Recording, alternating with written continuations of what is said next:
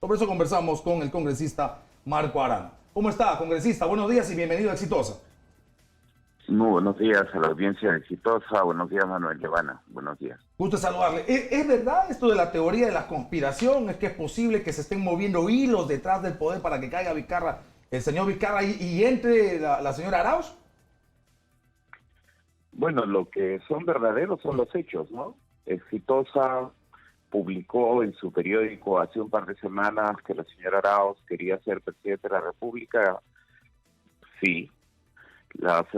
El domingo pasado se ha sabido de un reportaje que presenta al presidente de la República como un monigote manejado por un asesor argentino.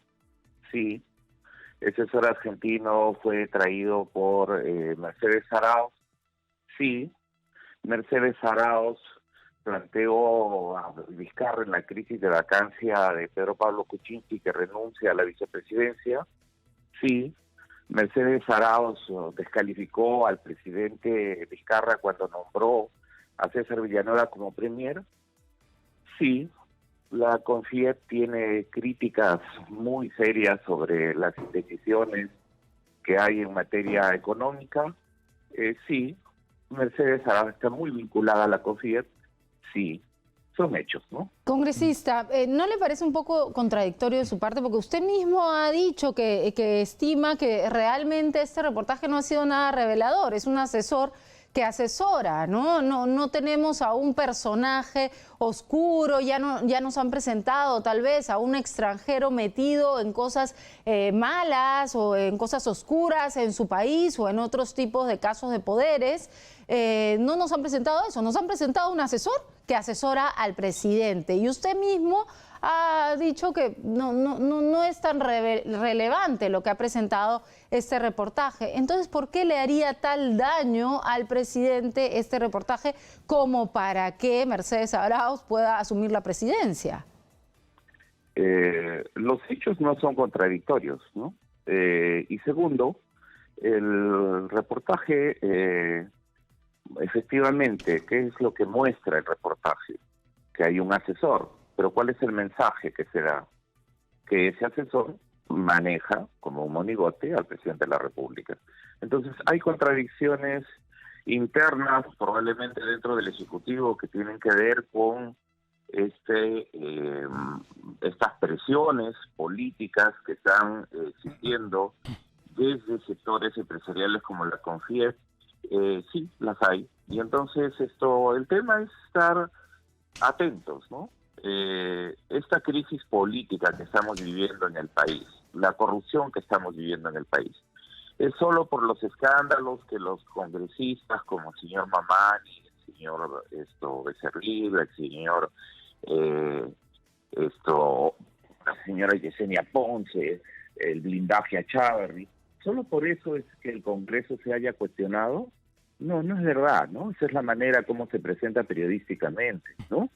El Congreso está cuestionado porque no está dando leyes muchas veces justas para la gente. El Congreso está cuestionado porque el poder político está sometido al poder económico, cuando se dan las exoneraciones a los casinos, a las grandes mineras, a las grandes petroleras, y se le dice a los maestros, se le dice a los jubilados que no hay dinero para mejorar sus condiciones, ¿no?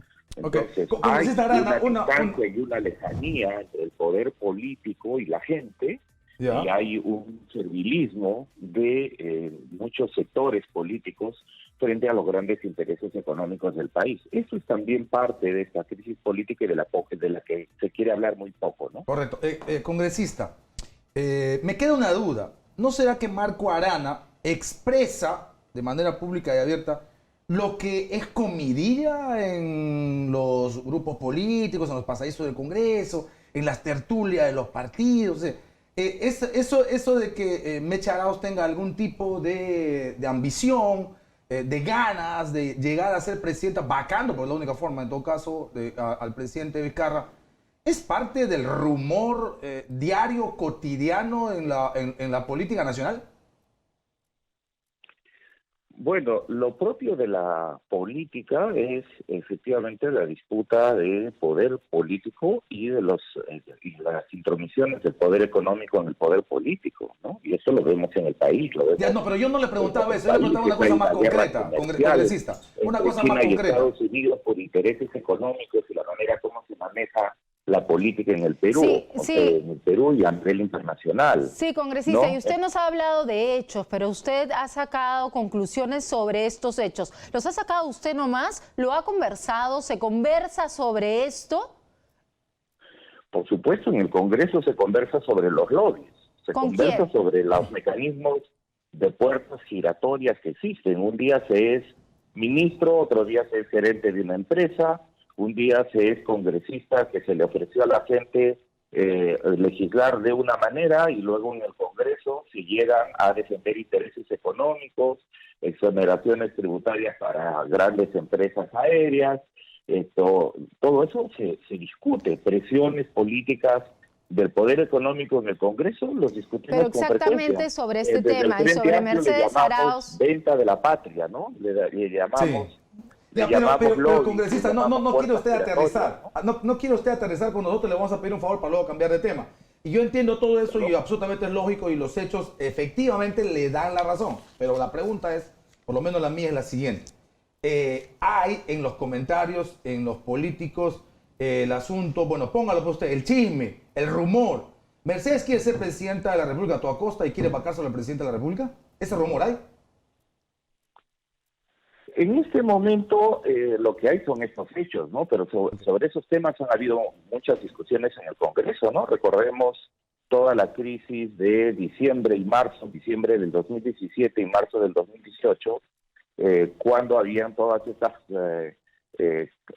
cuestiones de contradicciones entre Mecha Arauz y el presidente de la República, hasta que cayó César Villanueva, ¿no? Esos temas se han conversado ciertamente y han corrido muy fuertemente en el Congreso. Lo que pasa es que a veces tenemos poca memoria, ¿no? Bueno, sí, usted, como decimos, usted ha hablado de algunos hechos que hacen sacar algunas conclusiones. Lo que nosotros queríamos saber es si esto venía solamente de usted o esto usted lo ha conversado con otras personas, con otros grupos y qué grupos también piensan o qué personas también piensan dentro de la política, dentro del Congreso, que Mercedes Arauz se quiere de alguna forma bajar al presidente, pues, ¿no? Para ser más coloquiales. Y hablar claro. Bueno, son los temas, como les digo, que están de por medio en este momento. Ciertamente hay dos temas que están planteándose en el Congreso. Entonces, uno es el tema de la mesa directiva y otro es el tema de si el presidente va a ser otra vez cuestión de confianza y si el Congreso va a entrar nuevamente en una situación de pugnas y tensiones con el Ejecutivo. Y en ese contexto, si es que hay contradicciones al interior del propio Ejecutivo. Sí, son temas que se conversan en el Congreso. Bien, queremos cambiar de tema, queremos ver lo que ha dicho el ministro de Justicia ayer, Vicente Ceballos, que responsabilizó directamente al Poder Judicial y al Ministerio Público sobre la fuga del sicario Rubén Moreno Oliva, alias Goro. ¿Usted está de acuerdo con lo que ha dicho el ministro?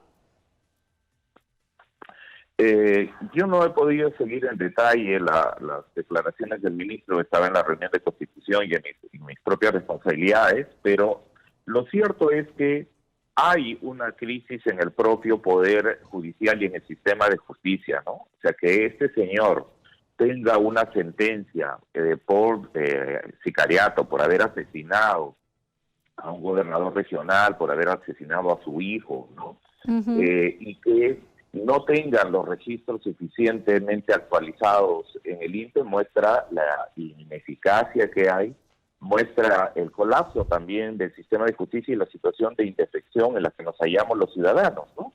Esto en general. Yo creo que ahí hay un tema en el que efectivamente tiene que haber una reforma profunda del sistema de justicia, tiene que haber mayor eficacia, en este caso en el Ejecutivo, porque ¿cuántos presos más que están por delitos muy graves podrían estar en una situación como el señor Goro, que luego, por confusión, ¿no?, lo sacan?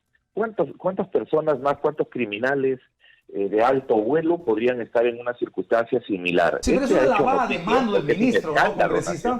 Es una lavada de mano increíble, porque además debo decir, y esto va a sonar duro, pero es mi opinión, más creo que el ministro miente. El ministro miente.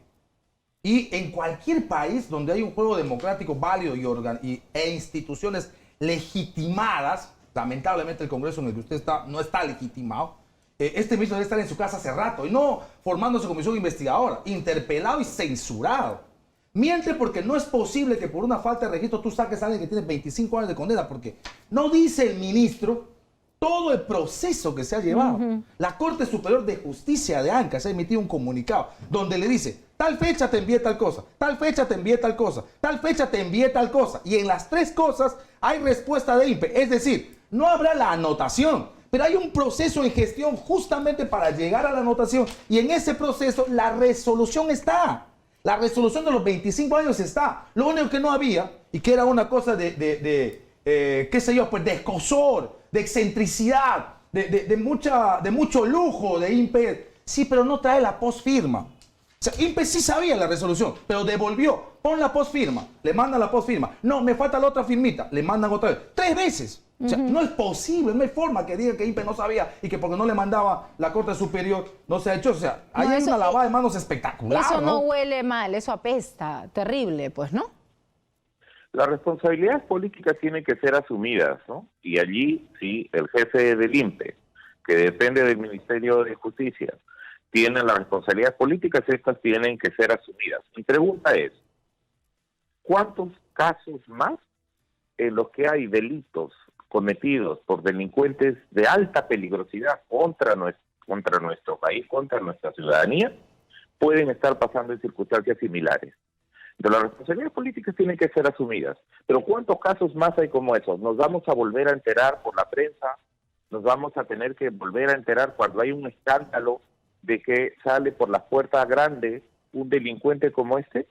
Ese es el tema y yo creo que sobre ese tema hay que asumir las responsabilidades políticas del ministro. Pero las responsabilidades políticas al mando intermedio, congresista, me suena, discúlpeme que se lo diga, y se lo digo de manera clara, por supuesto, fraternalmente, pero claro. Me suena a que no quiere comprarse usted pleito con los mandos más altos. Responsabilidad política sacando al jefe de INPE. Y el ministro... Bien que usted tenga ese comentario, ¿no? Nosotros hemos planteado que las responsabilidades políticas de este gobierno en materia ambiental, en materia de corrupción, en materia laboral, llegan a que este gobierno tendría que haberse ido a su casa. Así que no se trata solamente de un ministro, pero de este caso, congresista, ¿hay responsabilidad política o no del ministro de Justicia y del ministro del Interior? O sea, a usted no le llama la atención. Yo entiendo su postura de que debe haber miles de casos, pero en este caso, ¿qué es emblemático? No estoy escuchando, Manuel, perdone, estoy diciendo que hay responsabilidad política del jefe del INPE, sí, hay responsabilidad política. ¿Y del ministro? De Justicia, sí, hay responsabilidad. ¿Y por qué no interpelamos? ¿Y por qué no interpelamos? ¿Perdón? ¿Por qué no interpelamos? ¿Por qué el Congreso no toma acción? Si hay responsabilidad política, ¿por qué no interpelan al ministro? El presidente de la República tiene responsabilidades de nombrar a los ministros y tiene responsabilidad de removerlos. ¿Solo está el caso del ministro de Justicia? No, señor, está el caso del Ministerio de Energía y los derrames petroleros. Sobre eso, ¿qué estamos diciendo sobre el ministro? Estamos diciendo sobre el caso de Economía y en los temas de los derechos laborales. ¿Están gobernando el ministro de Economía en favor de los intereses nacionales del país? No, señor. ¿Este gabinete debería irse en completo? Sí. ¿Este presidente está gobernando de espaldas al país? También. ¿Este Congreso no nos está representando a la mayoría de peruanos? Sí. ¿Qué ha planteado el Frente Amplio? Elecciones adelantadas, ministros a su casa, cierre del Congreso. Bueno, todos a su casa. La responsabilidad política del Congreso y del Ejecutivo no están siendo asumidas como se debiera. Bien, congresista. Bueno, pero todos hemos presentado proyectos de ley y se nos dice que estamos hablando a media voz. No, señor, nosotros no hablamos a media voz. Pero en este caso sí nos falta. Están dando la talla para resolver los graves problemas. En los dos casos, en los dos casos. Valorando el asunto de que usted ha dicho respecto al tema de los derrames, al tema correcto, valorando eso y la claridad con la que hablan en ese sentido, no creo que eso esté mal. Pero aquí sí yo creo que sí están hablando a media voz. No están cogiendo el tema fuerte y la verdad es que agarran esto y dicen, mira, y al otro no para tapar porque aquí sí hay una responsabilidad política del ministro del Interior y del ministro de Justicia y que en un Congreso legitimado, sin la falta, con respaldo popular, ya estarían en su casa con una interpelación y una censura. ¿Cómo no? Si me permite hablar. ¿Cómo no? Nosotros como Frente Amplio en la defensa de derechos nunca hablamos a medias tintas. Hoy día se cumple 7 años de la masacre que Ollantaytamala ordenó hacer en Cajamarca y en Papamalta. Sí, pero seguimos Pero cambiando de dime tema, de seguimos ahora, cambiando de de tema, ahora, congresista. de Congresista, Nadie. muchísimas gracias. De ahorita. Muchísimas gracias Muchas por gracias a ustedes. conversar con nosotros. Ha sido Marco Arana.